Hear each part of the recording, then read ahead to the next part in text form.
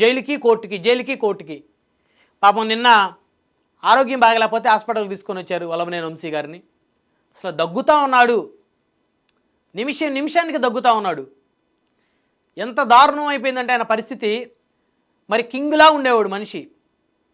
అసలు ఆ వల్లభనేని వంశీ అంటే 4-5 స్కార్పియోలు ఆగాయి, 10 మంది అనుచరులతోటి బెజవాడలో వంశీ వస్తున్నాడంటే అసలు ఆయన దర్పం మామూలుగా ఉండేది కాదు.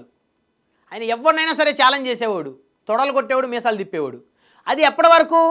తెలుగుదేశం పార్టీ నీడలో ఉన్నంత వరకు. ఎప్పుడైతే టీడీపీ నీడలో నుంచి పక్కకి వెళ్ళిపోయి మరి ఇష్టానుసారంగా బూతులు మాట్లాడటం మొదలుపెట్టాడో అప్పటి నుంచి ఆయన పని అయిపోయింది. ఎప్పుడైతే నారా భువనేశ్వర్ గారిని శిలాన్ని శంకించి నారా లోకేష్ గారిని మరి పుట్టుకుని అవమానించాడో అప్పుడే ఆయన సొంత సామాజిక వర్గం కూడా వల్లభనేని వంశీ గారిని చీకొట్టేసింది. ఏ నాయకుడైనా సొంత సామాజిక వర్గం చీకొడితే ఆ నాయకుడు మనుగడ సాగించలేడు రాజకీయాల్లో.